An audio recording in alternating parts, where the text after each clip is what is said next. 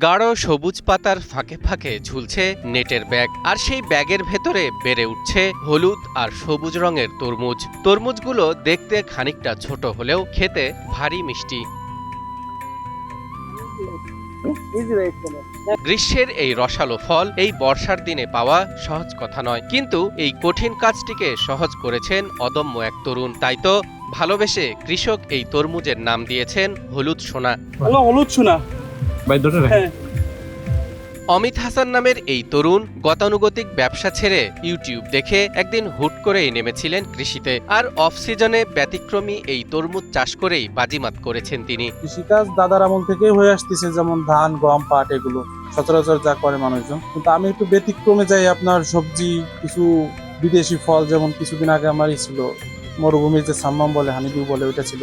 ওইটা শেষ করে এখন আপনার এই যে তরমুজ আছে, এটা চায়না তরমুজ বলে, বাইরের জাত। ধান কিংবা পাটের মতো গতানুগতিক ফসল আবাদ করতে গিয়ে যেখানে কৃষকদের প্রায়ই লোকসান আর কঠোর পরিশ্রমের মুখে পড়তে হয়, সেখানে এই অফ সিজন তরমুজ চাষ এনে দিয়েছে বিশাল লাভের সুযোগ। খরচ আর ঝামেলা অন্যান্য ফসলের চেয়ে অনেক কম, কিন্তু অসময়ে বাজারে এর চাহিদা আর দাম দুটোই আকাশচুম্বী।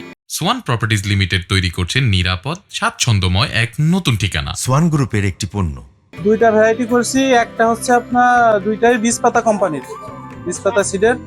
একটা হচ্ছে আপনার লিওনা, বাইরে হচ্ছে আপনার বাংলা লিঙ্ক, আর ভিতরে হচ্ছে আপনার আনারসের কালার, হলুদ যেটাকে বলে। আর একটা হচ্ছে আপনার সূর্য ডিম জাত, ওইটা হচ্ছে আপনার বাইরে হলুদ, ভিতরে লাল। এই দুইটা সেগমেন্ট করছি। এইখানে আমার টোটালি 16% জায়গায় 30,000 টাকার মতো খরচ গেছে টোটাল, শুরু থেকে শেষ পর্যন্ত।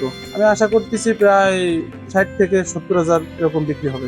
গোপালগঞ্জ সদর উপজেলার গোবরা ইউনিয়নের পোদ্দারের চর গ্রামের অমিত হাসানের দেখাদেখি এখন এলাকার অনেক কৃষকই ঝুঁকে পড়ছেন অফ সিজন তরমুজ চাষে। আমাদের এখানে অমিত দাদা তরমুজ চাষ করছে, অনেক সুন্দর ফলন হয়েছে এবং খেতেও অনেক সুস্বাদু, অনেক মিষ্টি আছে। আমাদের এখানে যে তরমুজ লাগাইছে আমার অমিত কাকা, তাতে পাটের থেকে ধানের থেকে অনেক ফলন বেশি। ফলন হিসেবে অনেক ফলন হয়েছে, আর বর্তমানে পাট ধান যে খরচ, সেই হিসেবে অর্ধেক খরচে এতে ফলন বেশি হয় আর লাভও বেশি হয়। ধান পাটে যে খরচ হয় তার চেয়ে তরমুজ গাছে খরচ কম, লাভ বেশি। স্থানীয় কৃষি বিভাগও বলছে আধুনিক প্রযুক্তি আর সঠিক পরিচর্যা পেলে অফ সিজনে এ ধরনের ফল চাষ গ্রামীণ অর্থনীতিকে পুরোপুরি বদলে দিতে পারে। প্রয়োজনে পরামর্শ ও কারিগরি সহায়তার আশ্বাস দিয়েছেন গোপালগঞ্জ সদর উপজেলা কৃষি কর্মকর্তা মাফরুজা আক্তার। গোপালগঞ্জ সদরে এই অফ সিজন যে তরমুজ, আমি মনে করি এটা কৃষকদের জন্য একটা আশীর্বাদ। কি কারণে?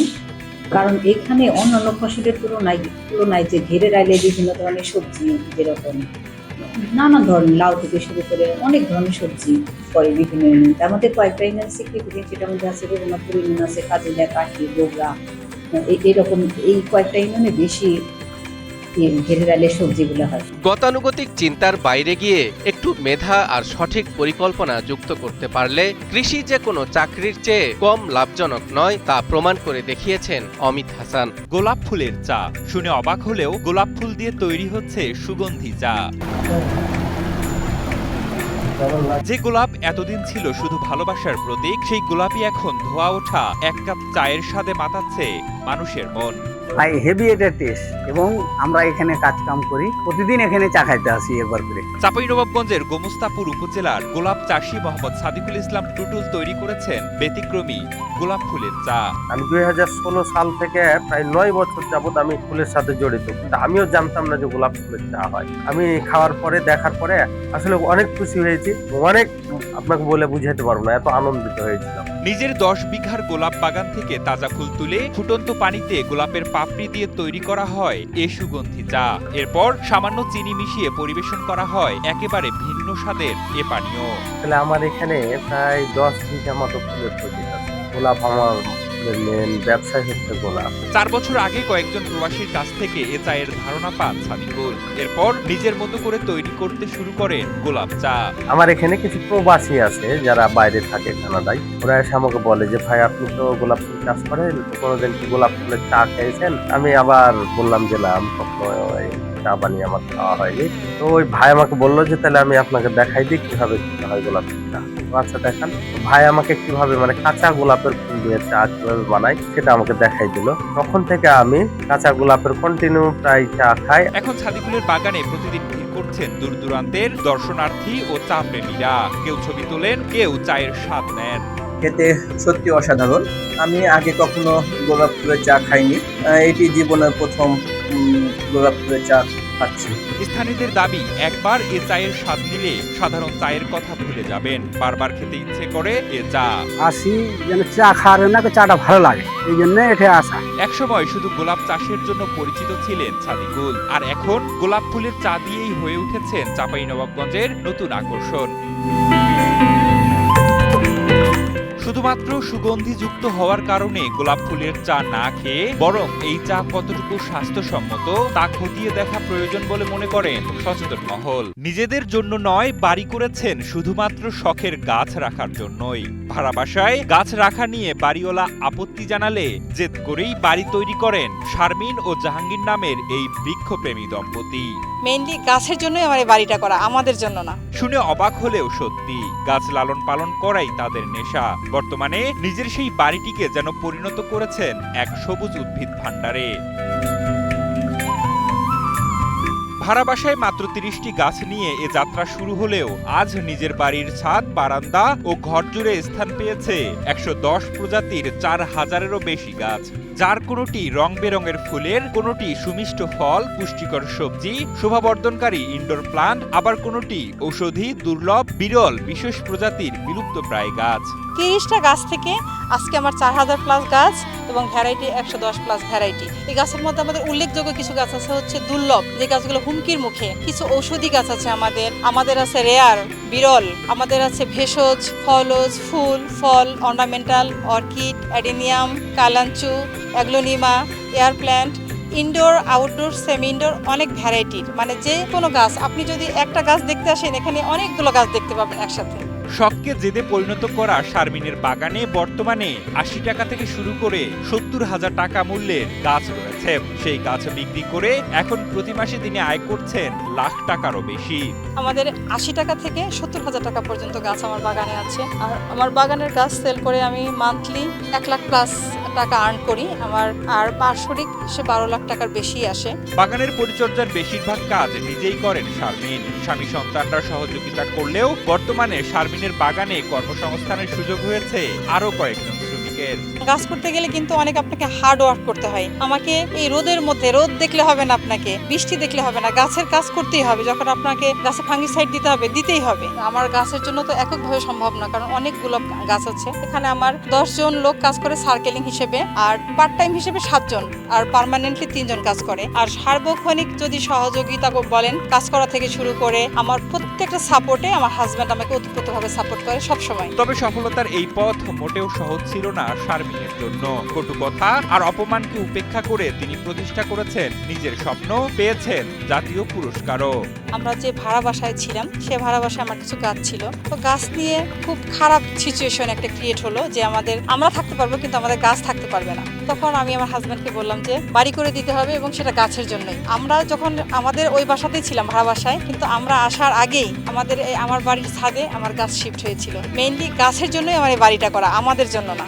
এখান থেকে যে এভাবে সে একটা আর্নিংসের একটা সোর্স করবে বা এটাতে জাতীয় পুরস্কার পাবে, এটা আসলে আনবিলিভেবল। এবং এটা তার ইনোভেটিভ একটা আইডিয়ার মাধ্যমেই সে এখন জাতীয় পুরস্কার পেয়েছে। বৃক্ষরোপণ জাতীয় পুরস্কার 2025 কিন্তু প্রথম হয়েছে ওভারঅল বাংলাদেশে। সবুজে ঘেরা মনোরম এই পরিবেশে সময় কাটাতেও অনেকেই আসেন শারমিনের বাগানে। কেউ গাছ কিনেন, অনেকেই আবার সফলতার গল্প শুনে শারমিনের মতো সফল উদ্যোক্তা হওয়ার স্বপ্ন দেখেন। অনেকেই গল্প করতেন যে একটা বাগান আছে বিহাসে, অনেকদিন থেকে আসবো ভেবে আসা হয়নি, আজকে এসেছি। অনেক রকমের গাছ আছে, খুবই ভালো লাগছে। আসলে আমি নিজেও আশা করিনি যে এত রকমের গাছ থাকবে। আমি আপুর কাছে একবার প্রথমবার গাছ নিতে আসি, তারপরে আমার অনেক ভালো লাগে বাগান ঘুরে। তারপরে আমি নতুন করে নিজেও বাগানে যেহেতু এখানে অনেক কালেকশন, তো সেই ক্ষেত্রে আমার জন্য এটা খুবই ভালো হয়েছে। আর আপু খুবই ইন্সপায়ার করেছে, যেহেতু আমি একজন স্টুডেন্ট, আপু নিজে একজন উদ্যোক্তা হয়ে আমি একজন ছোট উদ্যোক্তা, আপু আমাকে অনেক ইন্সপায়ার করে। ইভেন অনেক গাছ নেই আমি আপুর কাছে। ভাড়া বাসায় গাছ রাখার জন্য বারবার অপমান আর বাড়ি ছাড়ার নোটিশ, সেই কষ্ট থেকেই গাছগুলোর জন্য নিজের বাড়ি তৈরি করেছিলেন শারমিন। আজ তার বাড়ি সেই ছাদই হয়ে উঠেছে একজন সফল উদ্যোক্তার গল্প হয়ে। গ্রামের আকাশে হঠাৎ হেলিকপ্টারের শব্দ, আর তা দেখতেই ভিড় জমিয়েছেন গ্রামের মানুষেরা। বিস্ময়, আনন্দ আর উৎকণ্ঠা যেন সবার মাঝেই। কেউ ছবি তোলেন, কেউ বা আবার ধারণ করেন ভিডিও। তবে হেলিকপ্টার নামার পরই দেখা মেলে এক ভিন্ন দৃশ্যের। না, এটি কোনো উচ্চপদস্থ কর্মকর্তা বা বিশেষ বাহিনীর হেলিকপ্টার নয়। ১.৫ যুগ পর দেশে ফেরায় পরিবারের শখ পূরণে স্ত্রী সন্তান নিয়ে হেলিকপ্টারে করে গ্রামের বাড়িতে আসার ব্যতিক্রমী এ আয়োজন করেছেন এক ইতালি প্রবাসী। অনেক বছর পরে আসলাম বাংলাদেশে, এক্সপেক্ট করি নাই যে এত মানুষ আমার স্বাগতম জানার জন্য আসবে। আমার না, মানে আমার সব ফ্যামিলিটাকে। এন্ড হেলিকপ্টারে যে চড়ে আসবো এটাও এক্সপেক্ট ছিল না। পরে তাদের ফুল দিয়ে বরণ করে নেন স্বজন ও প্রতিবেশীরা। হেলিকপ্টারে করে প্রবাসী পরিবারের আগমনকে ঘিরে এলাকায় সৃষ্টি হয় উৎসবের আমেজ। খুব ভালো লাগতেছে, আনন্দিত। মামার ফ্যামিলি নিয়ে আসছি ইটালি থেকে, মামার রুম শহরে থাকে। আমাদের খুব ভালো লাগতেছে, আমরা পুরো ফ্যামিলি আসছি মামাকে রিসিভ করার জন্য। আমার শুরু নিয়ে আমার ইটালি থেকে আসছে, তাই এখানে আসছি আমরা রিসিভ করতে। আমরা খুব আনন্দিত আছি। ঘটনাটি ঘটেছে ব্রাহ্মণবাড়িয়া আখাউড়া উপজেলার দক্ষিণ ইউনিয়নের হেলিপ্যাড মাঠে। স্বজন ও স্থানীয়রা জানান, দীর্ঘ ১৫ বছর ধরে ইতালির রাজধানী রোমে বসবাসের পর স্ত্রী, ২ মেয়ে ও ১ ছেলেকে নিয়ে নিজ গ্রামের বাড়িতে ফিরেছেন ইতালি প্রবাসী হাজি সেলিম। হেলিকপ্টার মূলত আসার উদ্দেশ্য হলো আমাদের গ্রামের মধ্যে, এলাকার মধ্যে প্রথম, জানি না এই প্রথম হয়তো আমি আসছি। আসার মূল উদ্দেশ্য হলো দেশবাসী জানুক যে সব গ্রামগঞ্জের মধ্যে এখন হেলিকপ্টারে যাওয়া যায়। প্রবাসী সার্ভিস বা প্রবাসী হেলিকপ্টার সার্ভিস অনেক উন্নত। ক্রাঞ্চি রোলের ভিতর চকলেট ক্রিমের ফিলিং, অল টাইম ক্রিম রোল, মুখে দিতেই স্পেশাল ইনসাইড। এর আগে ৩০ জুলাই ভোরে ঢাকার হযরত শাহজালাল আন্তর্জাতিক বিমানবন্দরে পৌঁছানোর পর পরিবারের ইচ্ছে পূরণে হেলিকপ্টার যোগে নিজ এলাকায় আসেন তারা। এমন দৃশ্য এই এলাকায় খুবই কম দেখা যায় বলে জানান স্থানীয়রা। অত্যন্ত আনন্দ লাগতেছে যে হেলিকপ্টার আমার পুত্ররা আসছে। এটা করে আনন্দের বিষয় এবং গর্বের বিষয়, কারণ আমাদের এই আখড়ার মিলে শুধু একমাত্র একটা ছেলেই মনে হতে গেল নামছে হেলিকপ্টার, আর আজকে আমার পুত্র নামছে। এটা আনন্দের কোনো শেষ নাই। তবে এই আনন্দ আমাদের আখড়াবাসীকে আমি অন্তঃস্থল ধন্যবাদ জানাই। সেলিম হাজিকে আমি অন্তঃস্থল ফ্যামিলিকে ধন্যবাদ জানাই। তবে প্রবাসী হাজি সেলিমের কাছে এটি শুধু হেলিকপ্টারে বাড়ি ফেরা নয়, বরং পরিবারের বহুদিনের এক স্বপ্ন পূরণের গল্প, যে গল্পে আছে ভালোবাসা, ত্যাগ আর আপনজনকে খুশি করার অনন্য এক অনুভূতি। সারি সারি গাছে থোকায় থোকায় ঝুলে আছে বিশেষ জাতের পেঁপে। প্রতিটি গাছ যেন ফলের ভারে নুয়ে পড়েছে, আর চারদিকে ছড়িয়ে পড়েছে সবুজে মোড়া এক অনন্য সৌন্দর্য। উন্নত জাতের এই পেঁপে শুধু দৃষ্টিনন্দনই নয়, ফলন ও বাজার মূল্যেও বেশ দামি। সঠিক পরিচর্যা আর কৃষকের অক্লান্ত পরিশ্রমে বাগান জুড়ে এখন ফলের সমারোহ। তো বাগানটাতে এসে এত পরিমাণে পেঁপে আছে যে দেখে আসলে অবাক হওয়ার মতো অবস্থা। বলছি পেঁপের বিশেষ জাত টপ লেডি পেঁপের কথা। ফলন বেশি হওয়ার পাশাপাশি যা পাকলে খুবই মিষ্টতা ও সুস্বাদু হয় বলে এই টপ লেডি পেঁপের কদর অনেক বেশি। খুব কম বাগানেই আছে।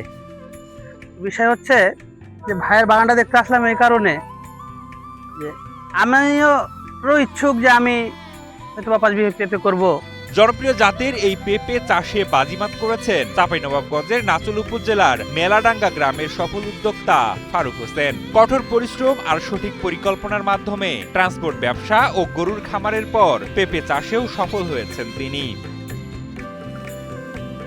চলতি মৌসুমে ফারুক হোসেন ১০ বিঘা জমিতে পেঁপের চাষাবাদ করেছেন। সবকিছু ঠিকঠাক থাকলে এই মৌসুমে প্রায় ৫০ লাখ টাকার পেঁপে বিক্রির আশা করছেন তিনি। বাগানে আমার বিঘা প্রতি প্রায় ৯০-১ লাখ খরচ।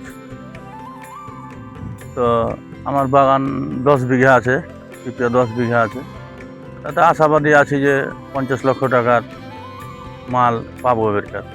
ফারুক হোসেনের এই পেঁপে বাগানের বাম্পার ফলনের খবর ছড়িয়ে পড়ার পর থেকে আশেপাশের বিভিন্ন গ্রাম থেকে উৎসুক মানুষ ও স্থানীয় চাষিরা বাগান দেখতে ভিড় করছেন। আর অত্যন্ত পেঁপে ধরার কারণে আমার মনের মধ্যে আবারও আকুতি যে আমি আবার একটা বাগান, এরকম ধরনের বাগান করতে চাচ্ছি। বাকিটা আপনাদের দোয়া, ইনশাল্লাহ দোয়া করবেন যেন করতে পারি। এদিকে নাচল উপজেলার কৃষি কর্মকর্তা সলেহ আকরাম জানান, এ অঞ্চলের মাটি ও আবহাওয়া পেঁপে চাষের জন্য বেশ উপযোগী। ফারুকের এই বাণিজ্যিক সাফল্য অন্যান্য বেকার যুবক ও চাষিদের ফল চাষে উৎসাহিত করবে বলে জানান এ কৃষি কর্মকর্তা। উপযুক্ত এখানকার মাটি, আবহাওয়া, ফল চাষের জন্য এই বিষয়টিকে গুরুত্ব দিয়ে কিন্তু আমরা ফল চাষে উদ্বুদ্ধ করছি।